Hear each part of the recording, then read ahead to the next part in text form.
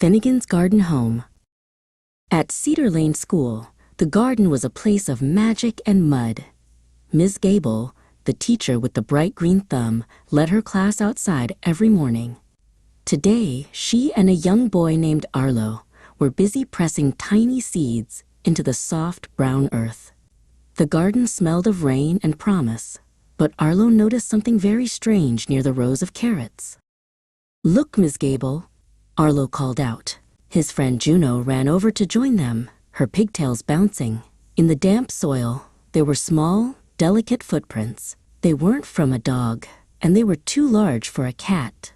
They led straight from the vegetable patch toward the old wooden tool shed at the back of the garden. Hidden behind a thicket of felt-leafed bushes, a pair of bright eyes watched the children. It was Finnegan, a fox with fur the color of a sunset and a tail tipped in snowy white. He stayed very still, his clay ears twitching. He had lived under the shed for a week, enjoying the quiet nights and the cool shade of the big oak tree.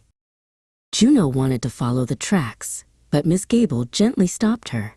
"Wait, Juno," she said softly. "If a wild animal has made a home here, we must be very respectful. This garden belongs to the creatures, too." They walked toward the shed, keeping a careful distance, wondering who their secret neighbor could be. Suddenly, Finnegan darted out from the bushes.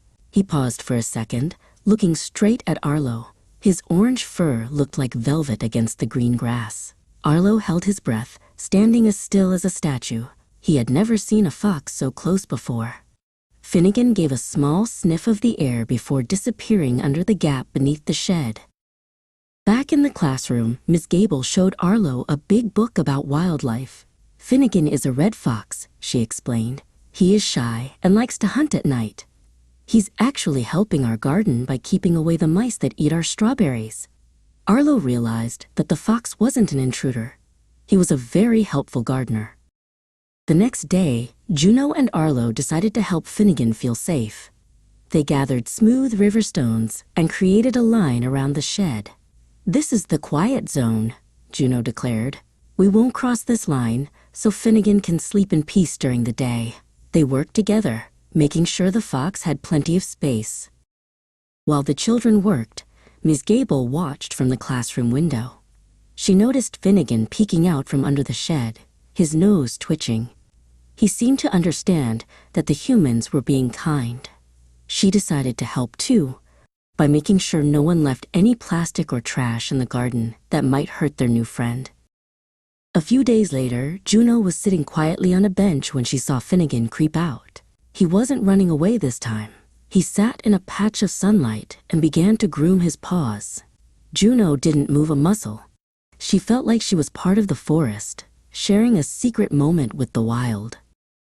Arlo and Juno spent the afternoon making a special sign for the garden gate. They used bright paints to draw a fox and wrote, "Finnegan's Garden, please be quiet and kind." They wanted everyone who visited to know that the school garden was a shared home for both people and animals. Ms. Gable helped Arlo hang the sign on the garden fence. "You've done a wonderful thing," she told him.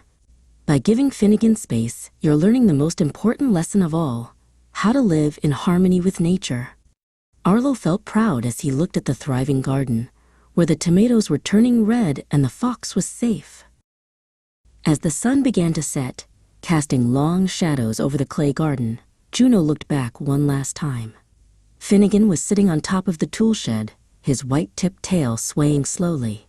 He let out a small, happy yip. The school garden was more than just a place for plants. It was a sanctuary for everyone. Like and subscribe Trend Life Animation for another story.